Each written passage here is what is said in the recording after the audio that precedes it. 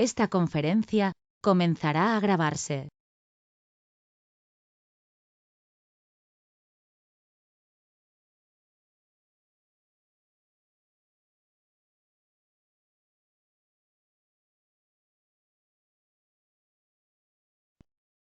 Hola, muy buenas tardes.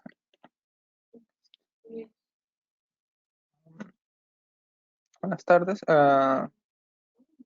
Este, disculpe, señor Cristian se agarra a una consulta todavía. Ahorita comenzaría dando unas pequeñas indicaciones. Posteriormente iniciaremos con unas palabras. No sé si se me escucha. Muy buenas tardes. Mi nombre es David Valverde.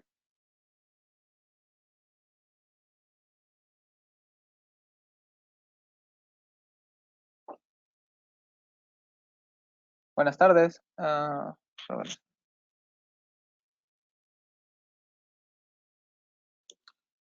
a ver.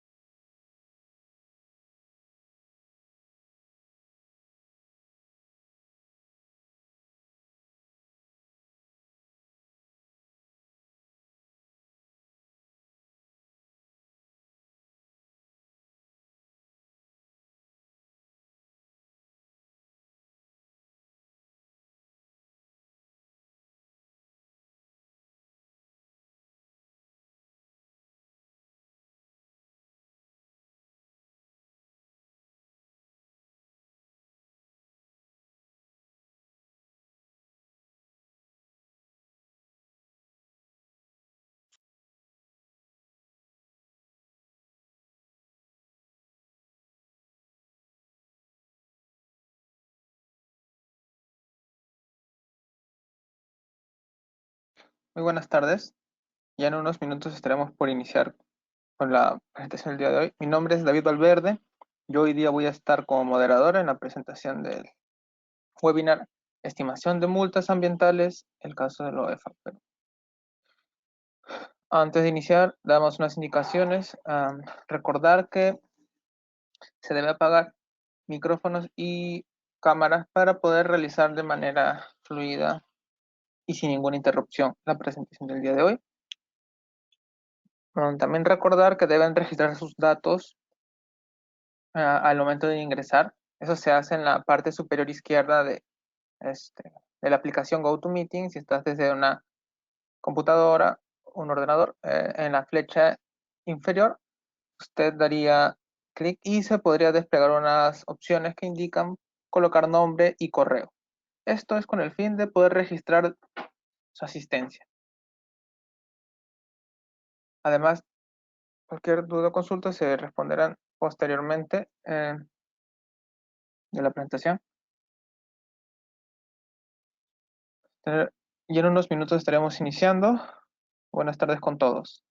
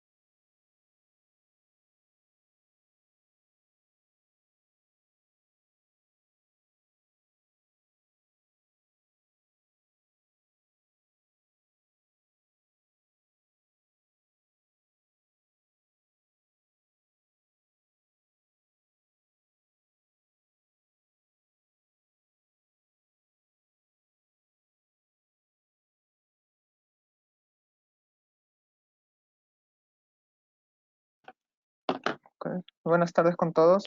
En la parte superior izquierda, en la palabra de GoToMeeting, dar clic en la flecha inferior y se va a desplegar una lista de emergente y ubicar la opción que dice colocar nombres y correo. Muy buenas tardes con todos. Ya nos vamos a iniciar. Bueno, antes de iniciar, con los webinars que se realizarán, que son en marco del estudio de caracterización de residuos sólidos domiciliarios en tiempos de pandemia, se va a dar pase al director del Instituto de Investigación, al profesor Rómulo Romero. Muy buenas tardes, profesor, ¿se encuentra?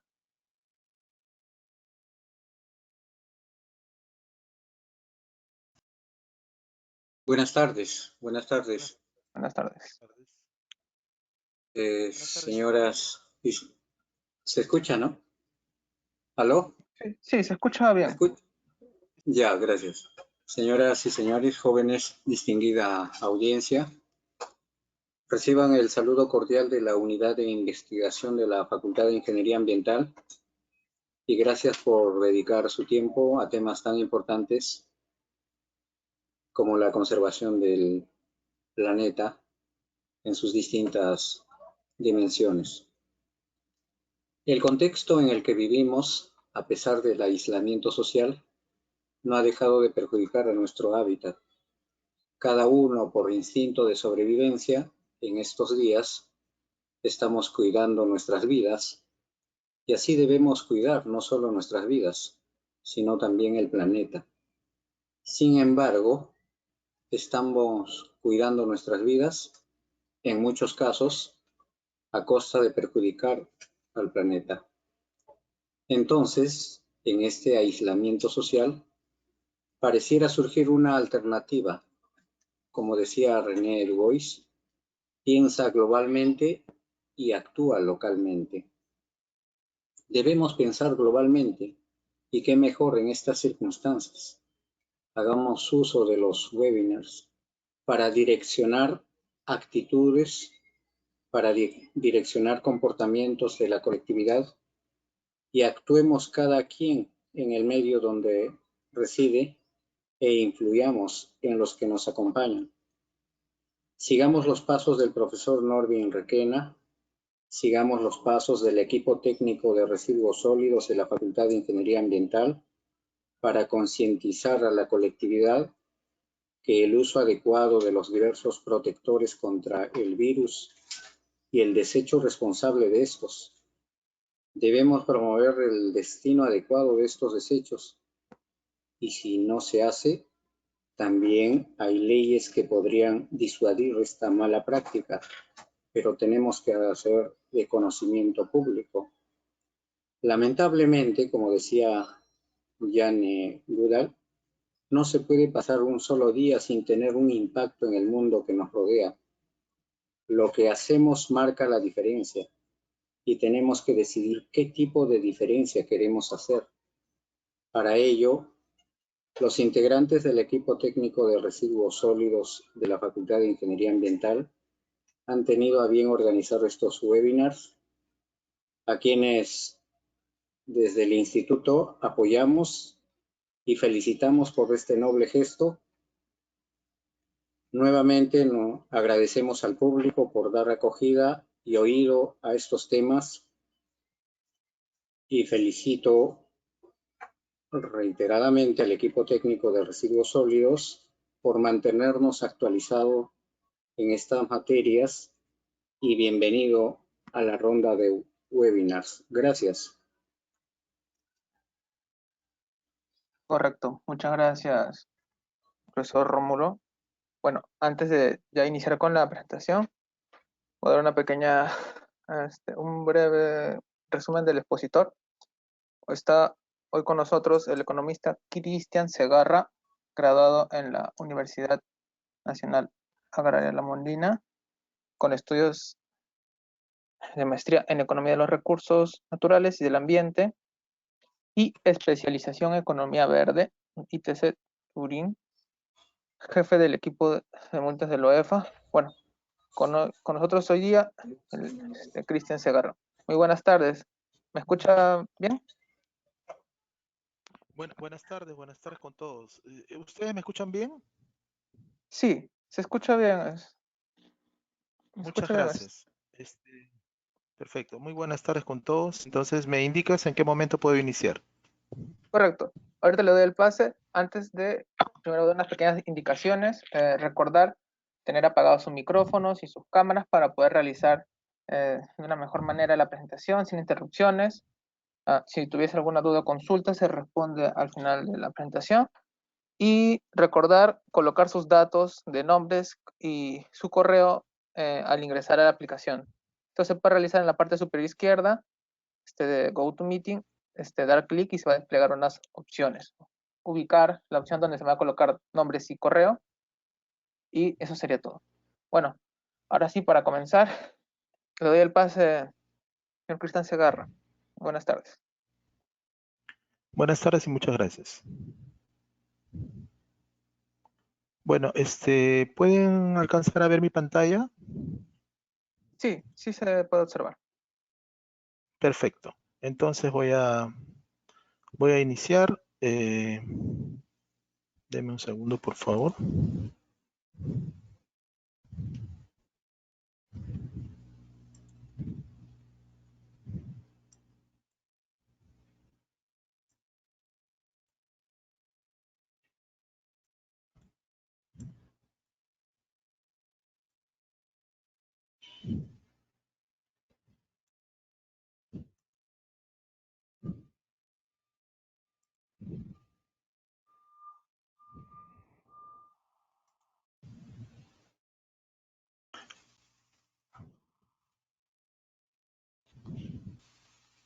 A ver.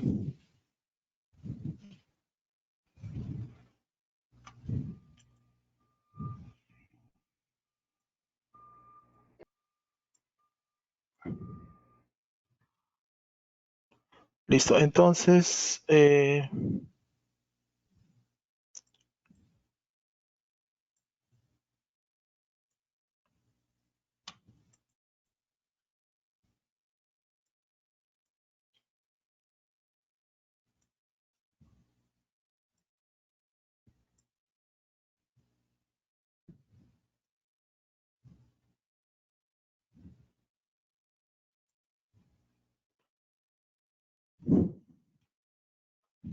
bueno, la sesión, antes de iniciar la sesión, quiero agradecer de manera especial al equipo que dirige el estudio de caracterización de residuos sólidos domésticos en tiempos de pandemia, por la invitación y por el genuino esfuerzo que hacen en la mejora continua para solucionar los problemas de nuestro país.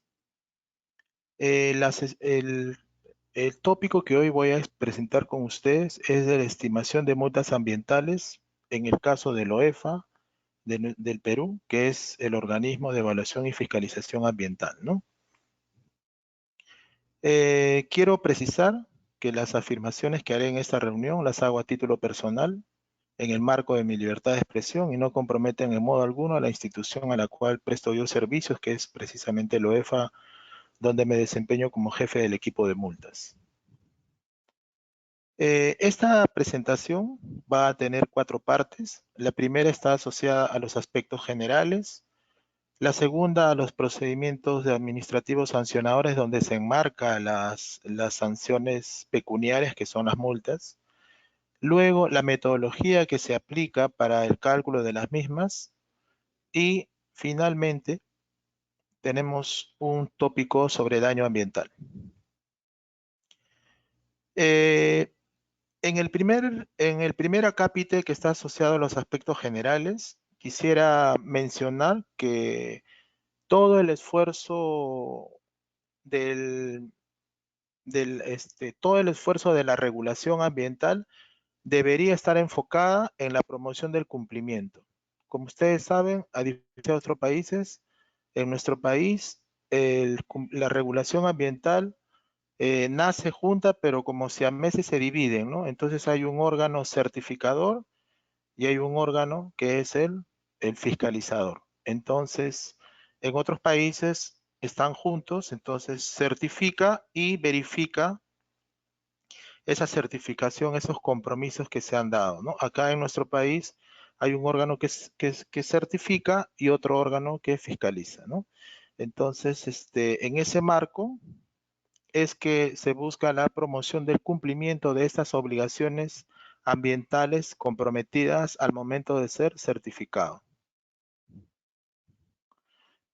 Lo que inspira o lo que debería inspirar o la utopía o lo que buscamos es siempre garantizar una buena administración de la justicia en el marco de la fiscalización, y esto se traduce en 3 pilares fundamentales que son el procedimiento justo en el marco de un procedimiento administrativo sancionador, es decir, cuando se ha identificado presuntos incumplimientos en los administrados, que son las empresas que están sujetas a la fiscalización.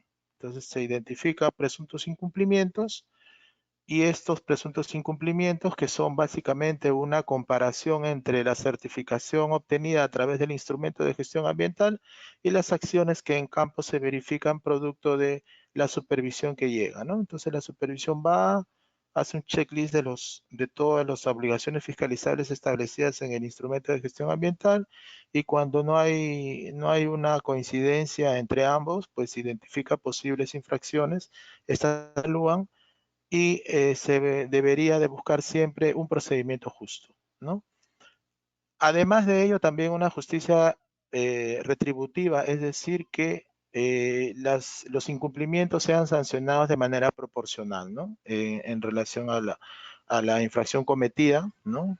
Si merece una tarjeta roja, será una roja, y si merece una amarilla, será una amarilla, ¿no? Y luego la justicia restaurativa, que está asociada a la remediación, ¿no? A la remediación del daño potencial real que se ha generado, ¿no? En términos de procedimiento justo, esto tiene unas variables que son tangibles y, además de ello, son variables que se pueden verificar. La primera es transmitir confianza en el marco del procedimiento, es decir, esta confianza tiene que estar basada en la transparencia de la información, ¿no? Que se provee a las empresas, y estas también a su vez la recepcionan. La calidad del servicio, es decir, los reguladores tienen que estar comprometidos de manera genuina a, a dar una calidad en el servicio que brindan, es decir, en la regulación misma, ¿no? Y esto pasa desde que en una reunión no estar con el whatsappeando con los celulares, desde cumplir con los horarios establecidos, hasta tener, digamos, aún con las empresas que tienen posibles infracciones muy graves, tener una relación basada en el respeto mutuo, ¿no? Y además de ello, también se busca la total no discrecionalidad, es decir, que no atiendo a las empresas de acuerdo a mi estado de ánimo, ni de acuerdo a si son muy grandes o muy pequeñas, sino que tiene que haber una neutralidad en todo el proceso. Y además garantizar que la voz de ambas partes, en este caso principalmente de los infractores, sea realmente escuchada para poder tener una absoluta información que permita dotar de legitimidad a los actos administrativos, a las resoluciones que se generan, ¿no? Obviamente que este es un proceso continuo, dinámico, de mejora continua, eh, que en general debería de ser un elemento clave, un factor clave del éxito del regulador. Recuerden que a nadie le gusta que le pongan multas, pero estas multas están debidamente sustentadas, y además de ello, en el marco del mismo procedimiento se ha corroborado de que hay que cumplir, entonces las empresas, los administrados van a internalizar ese beneficio del cumplimiento, ¿no? Lo otro es que también las multas sean realmente predecibles, es decir, que no haya incertidumbre en relación a la gravedad de la infracción cometida, lo cual va a ser bastante disuasivo. Finalmente, las multas no se ponen por poner, ¿no? Las multas se ponen para disuadir al infractor, al que lo ha cometido, y a su vez también a las demás empresas para que no cometan la misma infracción, ¿no? Entonces, se busca siempre que las multas se calculen en función a la gravedad de la infracción. Para el caso de la OEFA, pues hay una metodología de cálculo de riesgo ambiental que está en la web y ustedes pueden ver ahí que hay un esfuerzo metodológico para calcular la gravedad en 3 categorías y con una numeración del 1 al 25, ¿no? Donde uno puede, con el aplicativo, con un simulador que está online, uno puede obtener ese valor y saber en qué categoría se encuentra. Y luego está la justicia restaurativa que está asociada a la corrección, ¿no? A la corrección. Entonces, se imponen medidas correctivas para que se restaure, ¿no? Que se restaure el ambiente afectado. Y esta promoción de la corrección implica un seguimiento constante y implica que el administrado, las empresas deberían siempre de corregir, y esta promoción del cumplimiento está asociada a que si cometí una infracción tengo que corregirla, ¿no? En este marco de estos 3 pilares, el concepto que está atrás de ello es la búsqueda de estrategias cooperativas, porque atrás de esto también a su vez está en que es un buen negocio el cumplimiento ambiental, ¿no? En el marco de esta interacción con los administrados, que son las empresas fiscalizadas, se pueden identificar en general 3 categorías que están asociadas a empresas que son entusiastas, es decir, que por asimetrías de información, por falta de conocimiento, por falta de capacitación de su personal, cometen algunas infracciones y son entusiastas porque hay un compromiso de cumplimiento y lo hacen, ¿no? Es decir, corrigen la infracción cometida y se comprometen a mejorar sus procesos para que la comisión de esa infracción no se vuelva a dar, ¿no? Hay empresas que son reactivas, que pueden entender que en el marco del mercado en general, tienen muchos problemas con su competencia que no son, digamos, formales, que son informales también, y sienten que la fiscalización es un sobrecosto más para ellos, y que si no cumplen, pues es porque no pueden, ¿no? Y la detección del incumplimiento es tomada como un sobrecosto más, como una injusticia del Estado, ¿no? Y por lo tanto tiene mucha reacción en el cumplimiento hasta que se les sanciona y logran internalizar ya más por obligación y la preocupación de que no se vuelva a dar los incumplimientos, ¿no? Y también otro grupo de empresas felizmente pequeño que son más bien resistentes, ¿no? Consideran de que no corresponde sancionarlos, y luego de agotar las vías de naturaleza administrativa, incluso van más allá de ello y pueden incluso seguir cometiendo las mismas conductas. Entonces ahí instituciones como en el caso de la OEFA, que es el que estamos poniendo de ejemplo ahora, por ejemplo, EFA tiene sanciones más específicas que son las coercitivas, ¿no? Que ya les imponen multas coercitivas de manera recurrente hasta que cumplan, ¿no? Básicamente, el enfoque de sanciones en el caso que nos atañe hoy, que es el de la OEFA, está basado en los instrumentos de comando y control, ¿no? Que son instrumentos antiguos de primera generación. También tenemos otro tipo de instrumentos que son básicamente de segunda y tercera generación, que están asociados a cumplimientos voluntarios, ¿no? De las empresas. En el caso de las sanciones pecuniarias que se aplican en la OEFA son producto de la visión de comando y control, ¿no? Que se puede simplificar entre el garrote y la zanahoria, ¿no? Entonces, si cumples, tienes zanahoria; si no cumples, tienes garrote, ¿no? El garrote son las sanciones, ¿no? Ahí está. Y dependiendo de la gravedad de las mismas, pueden ser tarjeta amarilla o tarjeta roja, ¿no? El OEFA también tiene un ala de aplicación de incentivos, que sería la tarjeta verde, ¿no?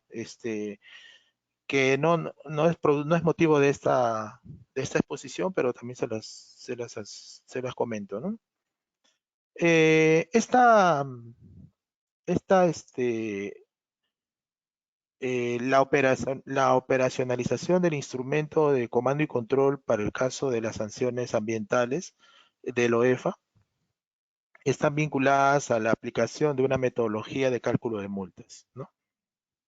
Que es la manera como yo operacionalizo frente a un incumplimiento la sanción que corresponde. A diferencia de otras instituciones que tienen valores solamente valores, digamos, tasados, ¿no?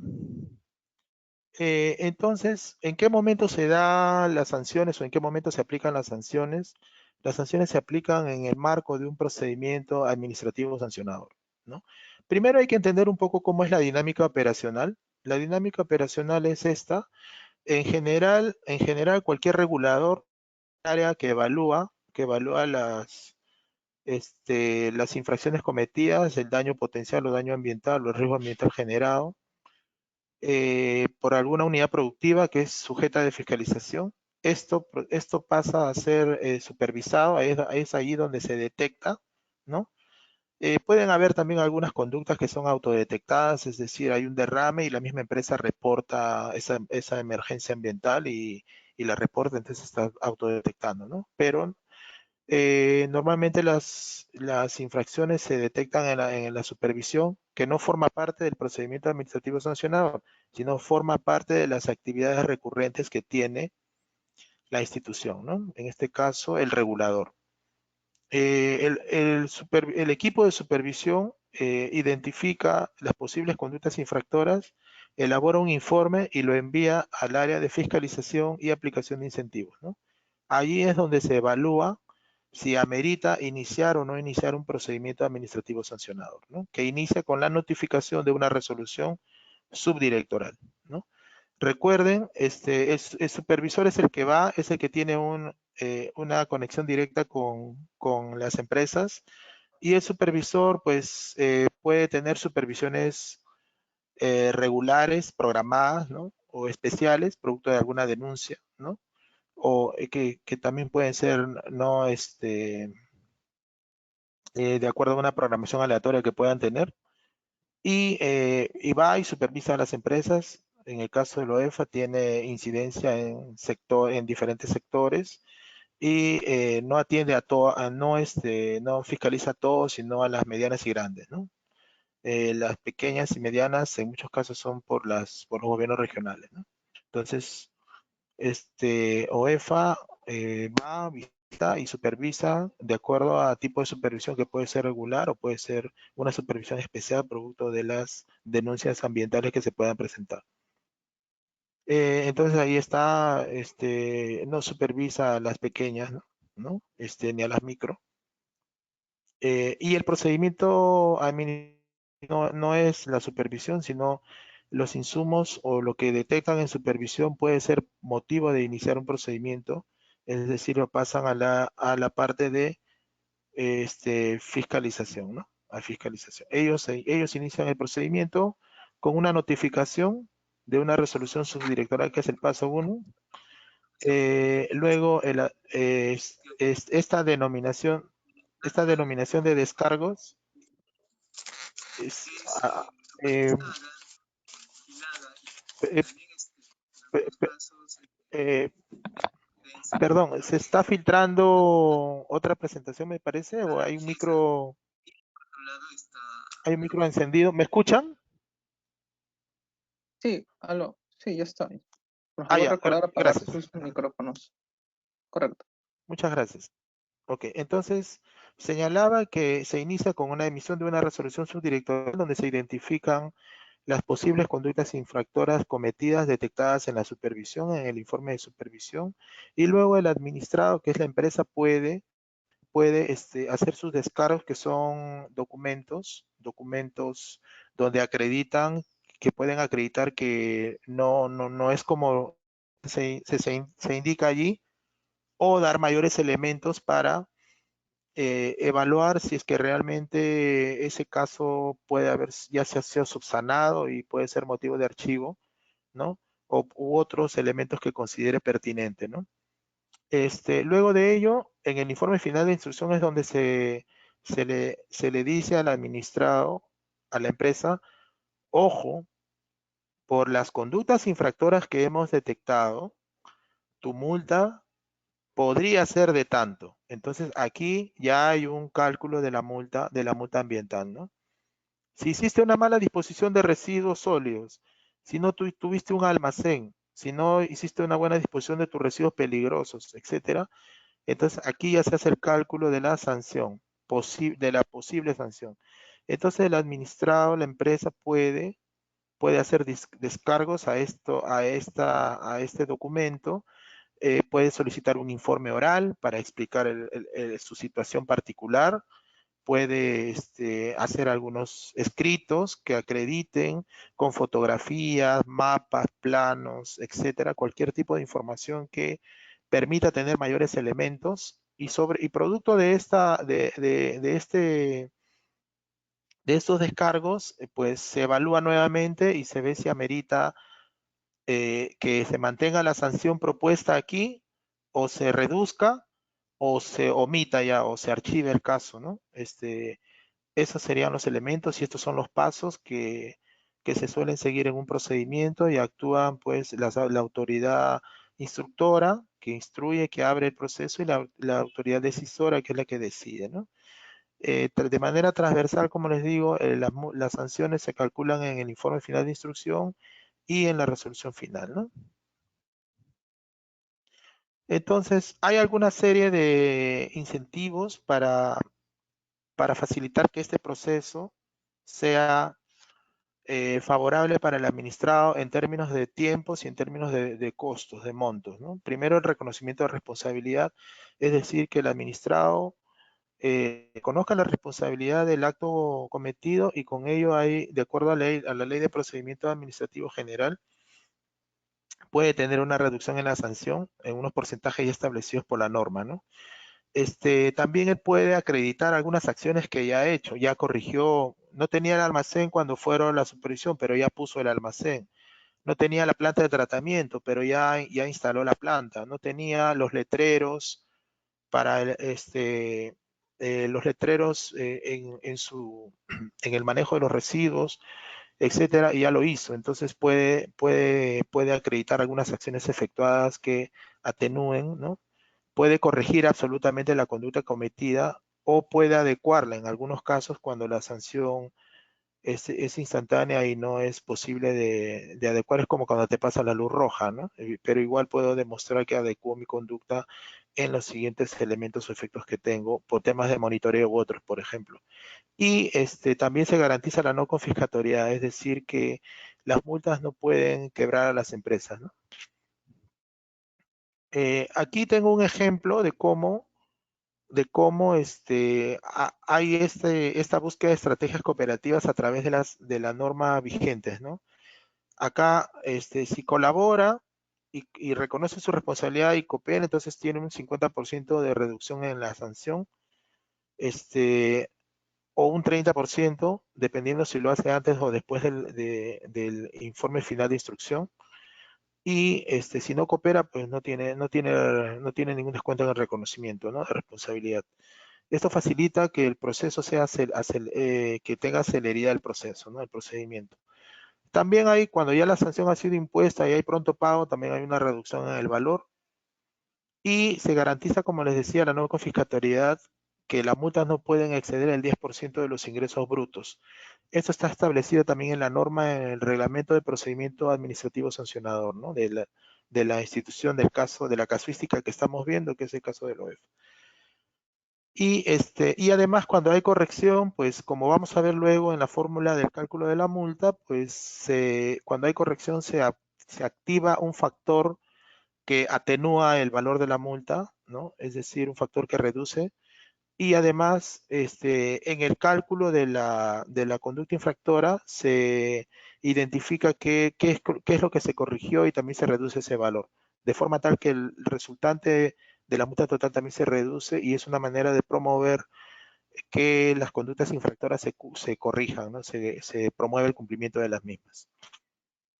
Entonces, todo esto se hace en el marco de una metodología de multas, ¿no?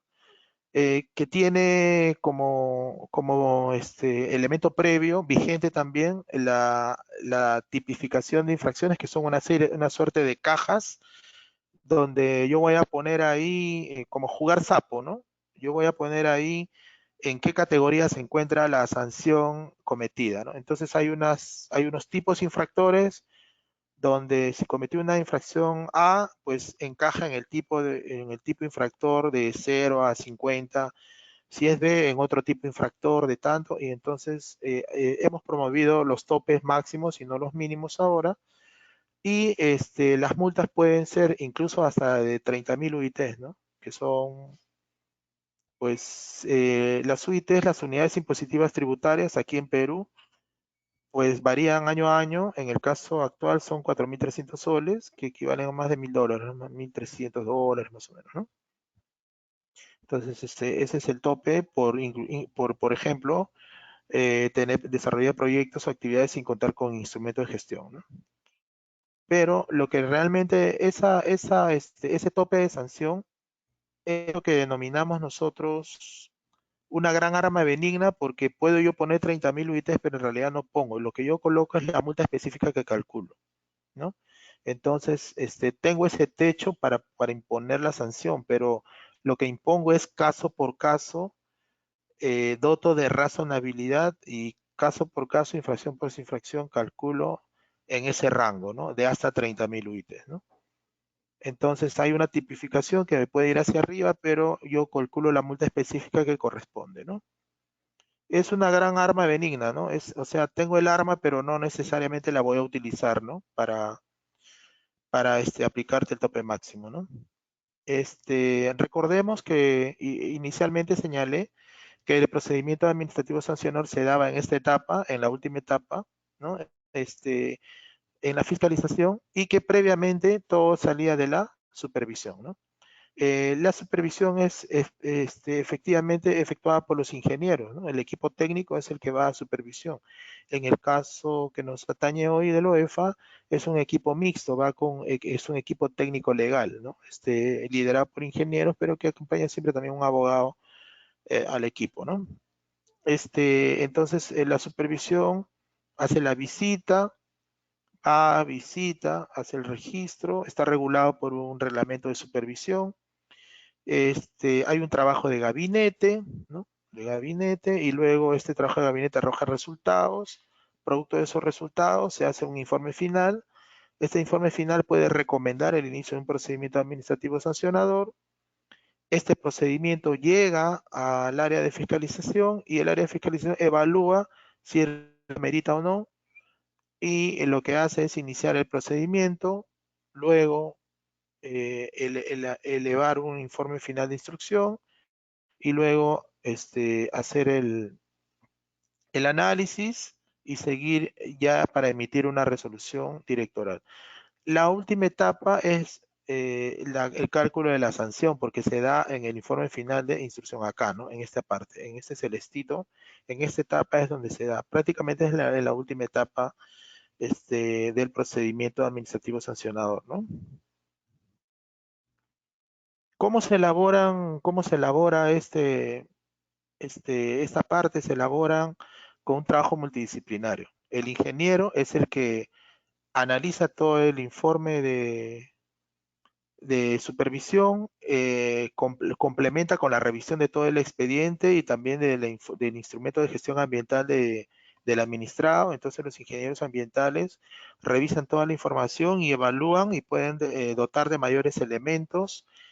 Evalúan también la teoría y se la pasan al economista para que haga el cálculo de la multa en función a esos insumos, y luego se le pasa a otro economista para que haga el control de calidad de los datos, y se lo pasa al abogado para que él lo pueda incorporar, el informe en las resoluciones que emite, ¿no? En los actos administrativos que emite. Y de esa manera, pues esto se notifica y llega al administrado, ¿no? Que es la empresa. La metodología de cálculo de multas ustedes la pueden ver en la página web, para el caso del OEFA, en la página web. En el caso de los demás reguladores, todas las metodologías están en las páginas web de los mismos. Para el caso del OEFA, la metodología, la primera metodología fue elaborada en el año 2013. Esta metodología del año 2013 fue la 035-2013, OEFA, y fue modificada en el año 2017 con esta resolución de Consejo Directivo que les menciono, que es la 024, que está en la pantalla, ¿no?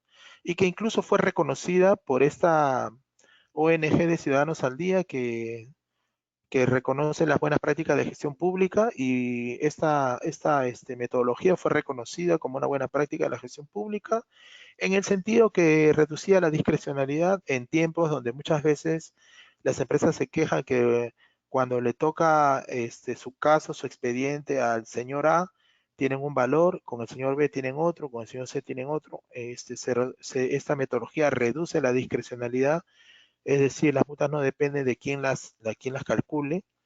Se basan en criterios objetivos porque hay una fórmula que permite el cálculo de la misma.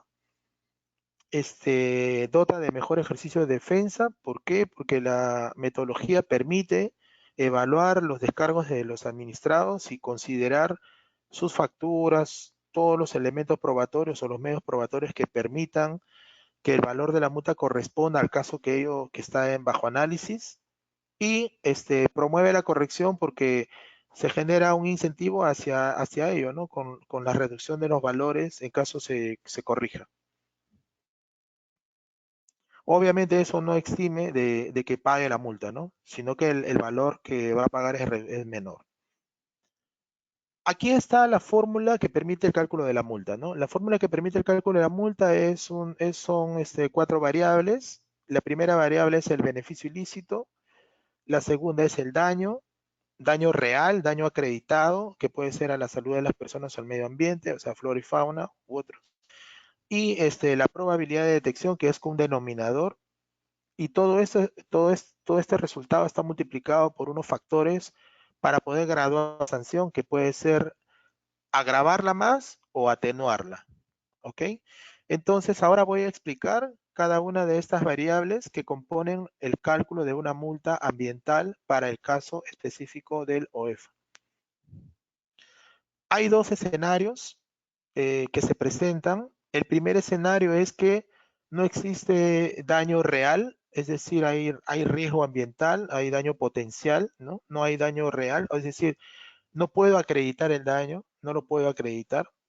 Puede que exista, pero como no lo puedo acreditar, no tengo los medios probatorios para acreditarlo, pues no lo puedo calcular y no lo puedo considerar, ¿no?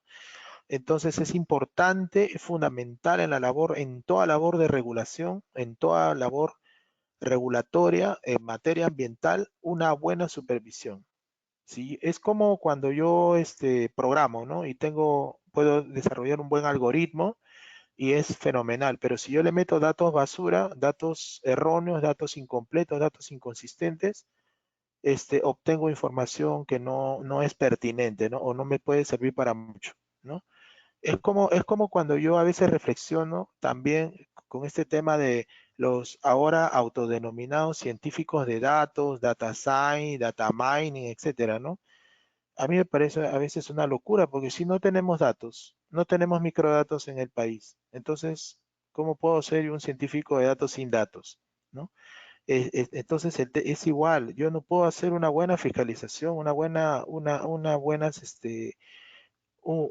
regulación ambiental si es que no hay una buena supervisión. La supervisión es un factor clave de éxito para una buena regulación en general, ¿no? Por ende, hay un escenario donde yo no acredito el daño real, y hay otro escenario donde sí se acredita el daño real, entonces se activa esa variable D, ¿no? Se activa la variable D. ¿Ok? Son dos escenarios, ¿no? Cuando no existe daño y cuando sí existe, ¿no? ¿Ok? ¿Qué es el beneficio ilícito? El beneficio ilícito suena un poco fuerte el nombre, pero es el beneficio que se obtiene debido al incumplimiento de la obligación ambiental fiscalizable. Es decir, yo tenía que tener una planta de tratamiento y no la puse y sigo operando.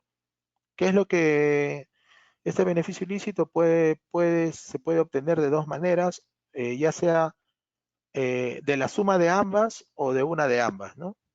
Puede haber la suma de ambas o puede ser de una de ambas, ¿no?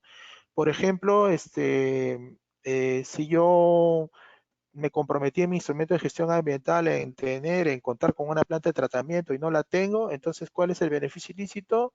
El costo evitado, el costo que me evité al no efectuar las inversiones para tener mi planta de tratamiento. Ese es el costo evitado. Eso es lo que calculamos para obtener el beneficio ilícito, ¿no?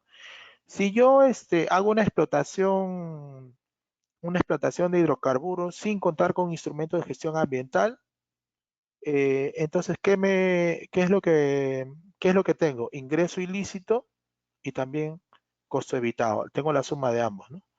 Costo evitado, que sería el costo del instrumento de gestión ambiental aprobado que debí de tener para poder operar, ¿no? Y ese sería todo el costo evitado. Y el ingreso ilícito sería la cantidad de barriles obtenidos extraídos en el periodo de tiempo que he estado operando sin contar con el instrumento, ¿no? Ese sería el ingreso ilícito. Entonces sería ahí en ese caso, bajo ejemplo, sería ambos valores, la suma de ambos, el beneficio ilícito, ¿no? La probabilidad de detección es la posibilidad de que la comisión de una infracción pueda ser detectada por la autoridad administrativa, ¿no? Para el caso que estamos bajo análisis, es la posibilidad de que el OEFA pueda detectar la comisión de una infracción, ¿no? Esta posibilidad de que ellos puedan detectarlo. Es inversamente proporcional a la probabilidad, a la multa, ¿no? La probabilidad de detección. Por eso es que va en el denominador, ¿no? Entonces, a menor probabilidad de detección, mayor valor de la multa. A mayor probabilidad de detección, menor valor de la multa, ¿no? Y eso está regulado por la OSD. Recuerden que en el caso que hoy día nos motiva reunirnos, que es el tema de las sanciones ambientales en OEFA, esta institución es una de las primeras que se ha sometido a las reglas de juego de la OSD, ¿no? En materia de supervisión ambiental y mejora ambiental, ¿no? Regulatoria. Entonces, se toma como referencia las recomendaciones de ellos. Incluso hay un documento de recomendaciones también para el OEFA que ha sacado ad hoc producto de su visita presencial a nuestro país el año pasado y que se permitió hacer un trabajo de 10 meses, ¿no? Entonces, esta probabilidad de detección, como les decía, puede ser muy baja hasta muy alta, ¿no? La probabilidad de detección muy alta es el autorreporte, es decir, cuando las empresas llaman y reportan, miren, he tenido un derrame en mis instalaciones. Es un autorreporte. Ellos mismos están reconociendo, se están autodetectando, ¿no? Y eso hace que la multa, como el denominador es 1, la multa se mantenga el valor del beneficio ilícito calculado, ¿no? Entonces, es como cuando aquellas personas que cometieron una infidelidad la reconocen, ¿no? Se espera que el perdón sea inminente, ¿no? Aunque no siempre ocurre. Igual, si hay una supervisión especial por una denuncia, entonces el OEFA no ha hecho mucho esfuerzo porque ha recibido la denuncia, entonces va directamente y verifica y supervisa. La supervisión regular es de naturaleza media porque está programada, es programada en los denominados PLANEFA, ¿no? En los planes de fiscalización anual. Y luego hay multas que son por no contar con instrumento 0.25 y cuando los administrados cometen conductas que uno no espera, como es el caso de no permitir el ingreso u otros, el esfuerzo de detectar eso es muy alto, entonces la probabilidad es bien baja, ¿no? Que sería 0.1, ¿no? Entonces eso hace que la multa suba 10 veces más su valor, ¿no? Del beneficio ilícito, respecto al beneficio ilícito. Recuerden, el beneficio ilícito es de la fórmula de cálculo de multas, este B, ¿no? Este B de aquí, ¿no? Que cuando no hay daño, pues entonces D es 0 y solamente es B entre P nada más, ¿no? Luego tenemos los factores para la grabación de sanciones. Estos factores para la grabación de sanciones son 7 para el caso del OEFA, que considera 7 factores para la grabación. Hay hay 2 factores que son atenuantes, o sea, que pueden reducir el valor de la multa, que son el F6 y el F5, y los otros 5 factores son agravantes, que agravan la multa, ¿no? El primer factor está vinculado a la gravedad, ¿no? A la gravedad del daño. Ese es el primer factor. Luego, el segundo factor está asociado al perjuicio económico, es decir, a la zona donde ha sido cometida la infracción. A mayor pobreza, pues mayor se agrava más porque hay mayor vulnerabilidad, ¿no? Los aspectos ambientales están asociados a cuántos aspectos ambientales han sido afectados. Pueden ser 1, 2, 3 aspectos ambientales. Y por lo tanto, pues allí también a más aspectos ambientales, más la multa se agrava más, ¿no? Las medidas adoptadas es un factor que puede ser agravante o también atenuante, porque si no afectó, si no hizo, no aplicó ninguna medida, pues se agrava, pero si hizo medidas inmediatas, se atenúa, ¿no? En el caso de la corrección, si corrigió, pues se atenúa, la multa se reduce, ¿no? Y en el caso de la reincidencia, pues la multa se agrava, ¿no? Porque es reincidente. Y en el caso de la intencionalidad, la multa se agrava mucho más también, porque se detecta que hubo intención del administrado por cometer la conducta, ¿no? En forma deliberada, ¿no? ¿Ok? Continuemos.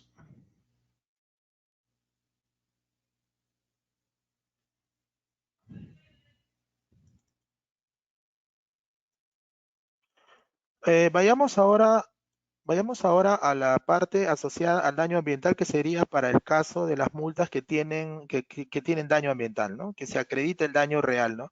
Hay un daño real cometido. Entonces la pregunta es, ¿y cómo yo puedo acreditar ello? Entonces nos ponemos en un escenario, ¿no? Escenario 1 y escenario 2, y se acredita el daño, ¿no? Se acredita el daño cometido a través de las muestras, de los excesos, de las pruebas, del área, del volumen, ¿no? O de la población, etcétera, ¿no? Entonces, se acredita el daño y recuerden que este daño ambiental que se acredita tiene un orden antropocéntrico, es decir, está centrado en el efecto sobre las personas, está compuesto por el valor económico total de manera integral e incluso en algunos casos, no para el caso peruano, pero en algunos casos se podría considerar fronterizos como se hace en otros casos, ¿no? En el caso peruano se utiliza la zona donde ha sido afectada, pero en otros lugares, pues, acreditan que el daño es transfronterizo, o sea, está más allá del área de influencia como tal, ¿no? Y incluso es un tema tan sensible y tan discutido ahora en la teoría económica que incluso yo les aseguro que estando acá en Lima a nosotros nos afecta que se derramen hidrocarburos, se derrame petróleo en la selva, ¿no? No estando nosotros en la selva, igual nos afecta, ¿no? Tiene un efecto no solamente psicoemocional, sino también de una sensación de pérdida de valor delegado, ¿no? De las cosas que forman parte de nosotros.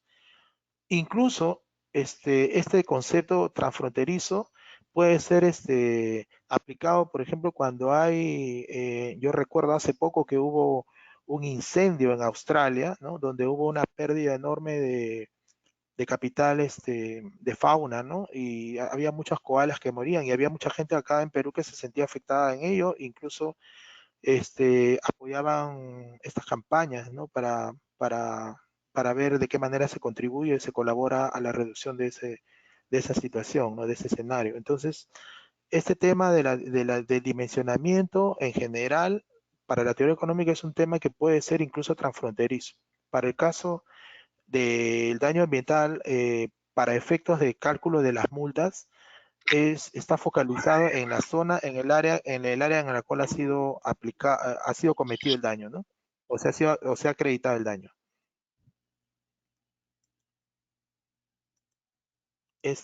Aquí tenemos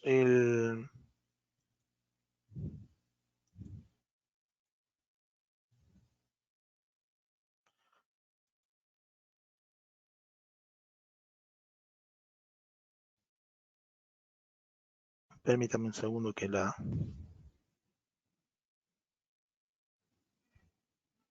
se me quiere colgar la.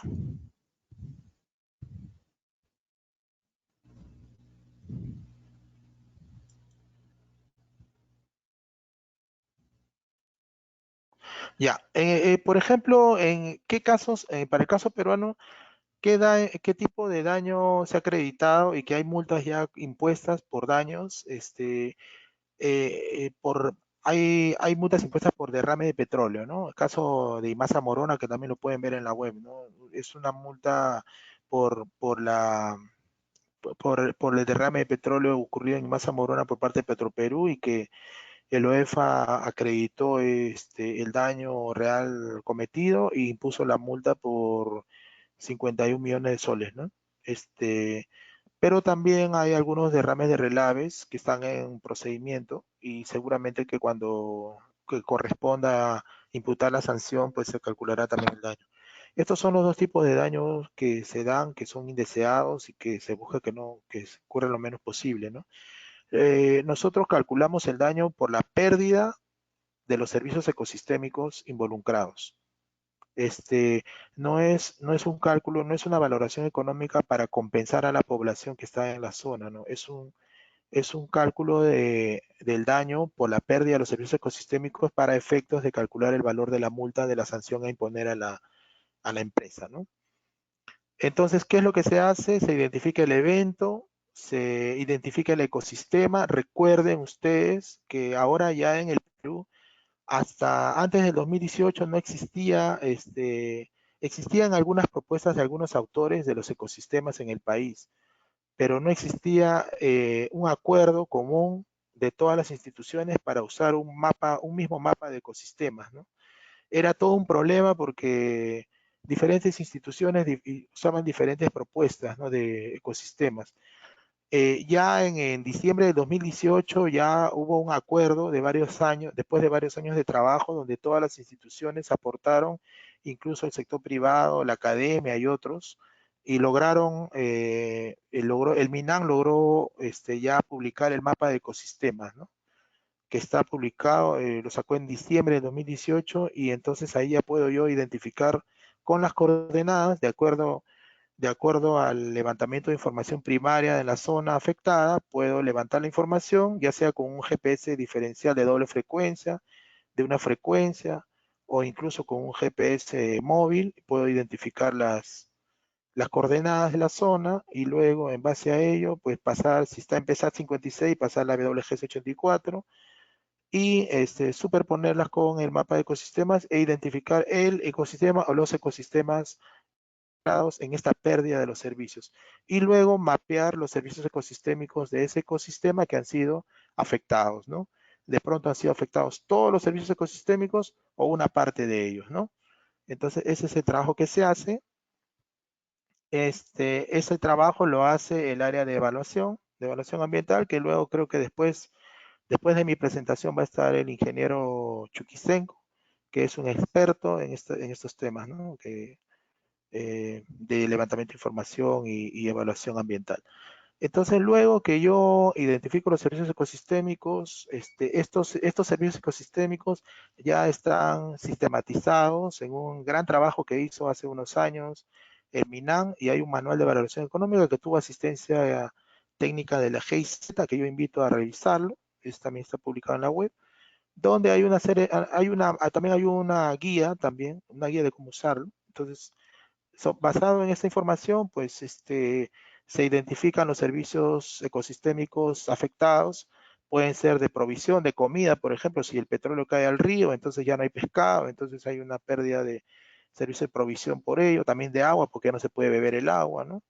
Si cayó sobre la frontera agrícola y entonces ya no hay materias primas, ¿no? Ya no hay recursos genéticos también, ¿no? E incluso las plantas medicinales han sido afectadas por ello, etcétera, ¿no? Entonces hay todo un mapeo de los servicios ecosistémicos afectados, servicios y subservicios. Entonces luego, en base a ello, busco calcular el valor económico total, ¿no? Valor de uso, hay un valor de uso y de no uso. Y cómo, esto lo voy a poner como ejemplo para que se entienda bien los valores de uso y de no uso que están acá. Por ejemplo, valor de uso, pues el uso de la madera, las semillas, ¿no? La recreación, la alimentación. El valor, tenemos valor de usos directos e indirectos, ¿no? La regulación de la erosión, la regulación hídrica, los valores de existencia, que es la conservación de las especies, el valor delegado, que es, digamos, las áreas de recursos naturales, Pacaya, Samiria, las áreas, etcétera, ¿no? Entonces tenemos ahí valores de uso y de no uso, que luego hay una serie de metodologías de valoración económica para poder estimarlos. Hay por valores de mercado, por preferencias reveladas de los de la población o por las preferencias declaradas de la misma. No obstante, recuerden que cuando hay un evento tan indeseado como este, pues hay siempre conflicto social y es bien complicado levantar información con este tipo de metodologías y a su vez tenemos el problema adicional de la accesibilidad y también el tiempo, ¿no? El tiempo. Eh, como estos procedimientos tienen un plazo de caducidad, etcétera, entonces demandan celeridad en la atención de las estimaciones de las multas, de las sanciones. Entonces, usamos la técnica de transferencia de beneficios, que consiste en extrapolar valores de estudios, de papers, de estudios ya efectuados, y con ellos pasarlos al caso peruano y con eso aproximarnos al valor por la pérdida de los servicios ecosistémicos, ¿no? Acá tengo, entonces, acá por ejemplo hay unas fuentes de información para esto. Nosotros en OEFA, para el caso del OEFA, OEFA cuenta con una academia de fiscalización ambiental, la que a su vez se ha suscrito a las mejores revistas indexadas en materia ambiental y a través de ello podemos tener acceso a papers, a información actual sobre temas de daño, ¿no? Y lo que hacemos es esto, ¿no? Identificamos la zona, como les había mencionado, las coordenadas, luego identificamos, superponemos esas coordenadas, identificamos el mapa de ecosistemas y luego buscamos otros ecosistemas en otros países similares y buscamos estudios de esos ecosistemas que hemos identificado.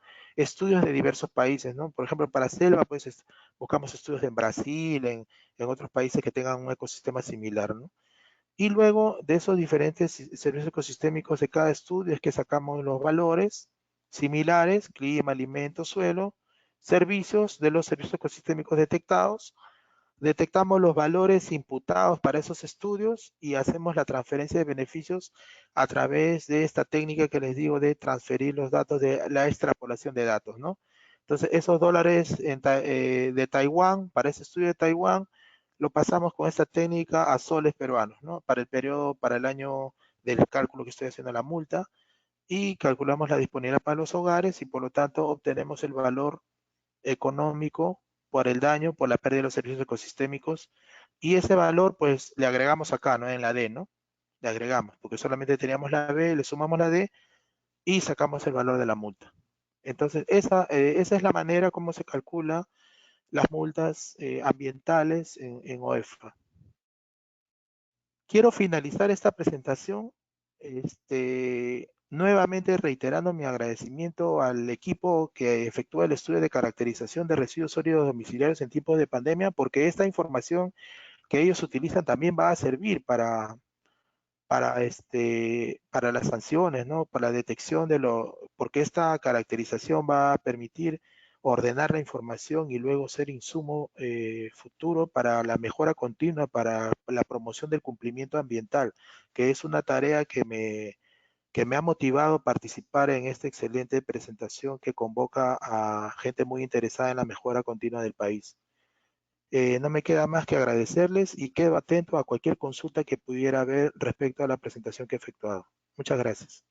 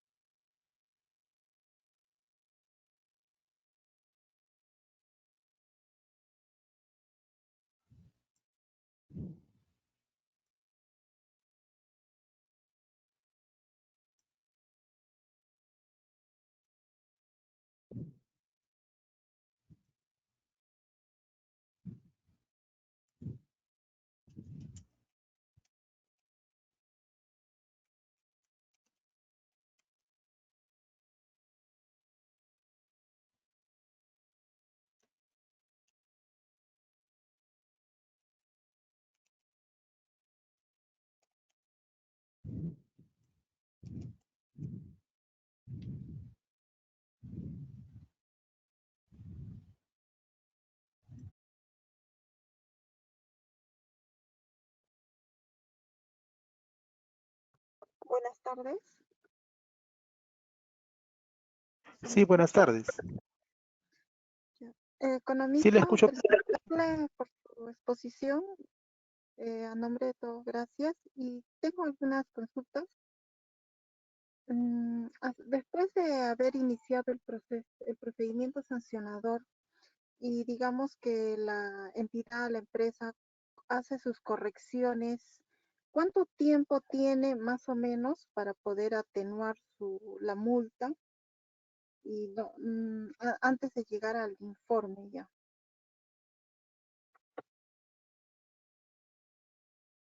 Bueno, los procedimientos administrativos sancionadores tienen sus plazos, pero la empresa tiene hasta el último día. O sea, no hay, la empresa puede, en todo el procedimiento administrativo que puede durar 9 meses más o menos, tiene hasta el último día, hasta el día 270, 269, antes que salga la resolución, de poder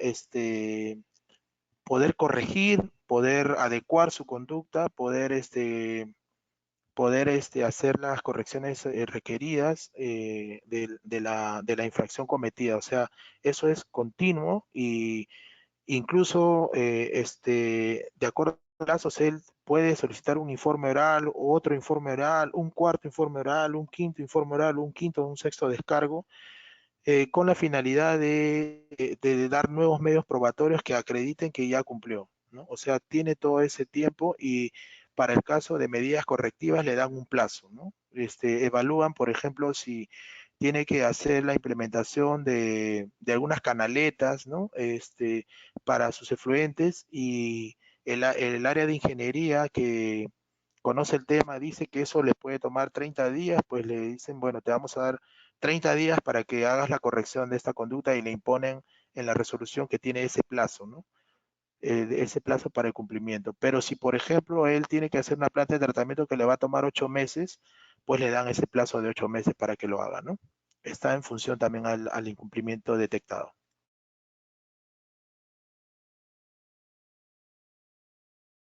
¿Cuánto? Sí, ya, digamos, ya presenta sus correcciones y solicita una nueva verificación. La comisión de evaluación y supervisión, ¿les correspondería nuevamente realizar esa verificación o lo hacen ya el equipo de fiscalización y sanción?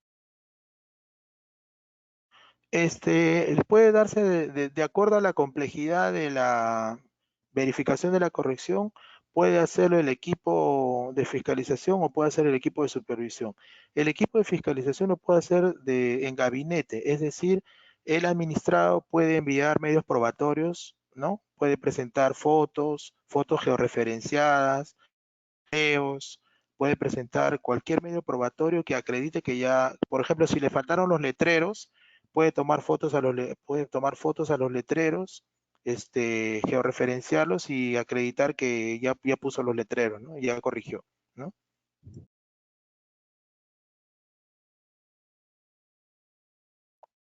Gracias. Por el chat tengo una pregunta de Ruth, donde me dice que es dónde va el dinero que se paga por las sanciones. ¿Qué es lo que se hace con ese dinero?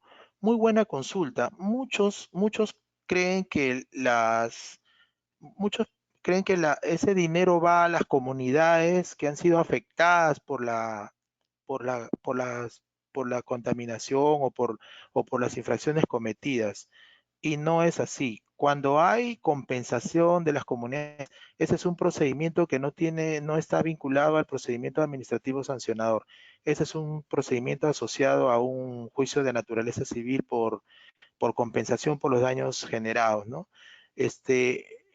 Las multas en general, las sanciones, van a la OEFA y desde la OEFA esas son invertidas en la mejora de la infraestructura. Por ejemplo, ahora el OEFA está poniendo estaciones de monitoreo, ¿no? Estaciones de monitoreo permanente, ¿no?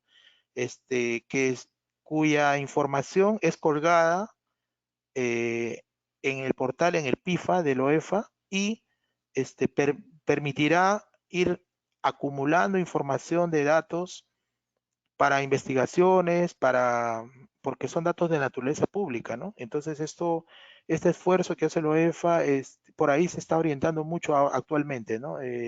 Los montos que se recaudan, ¿no?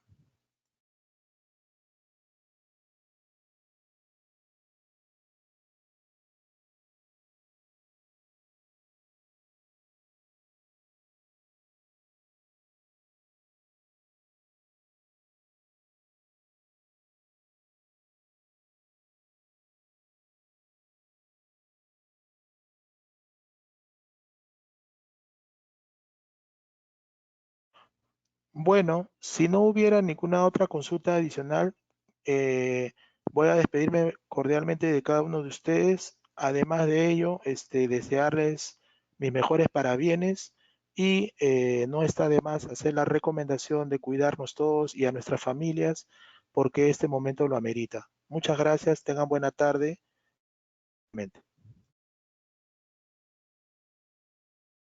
Agradecemos al economista Cristian Segarra Carrillo. Muchas gracias en nombre del equipo técnico de Residuos Sólidos y los esperamos para la siguiente ponencia para las 7:30. Gracias.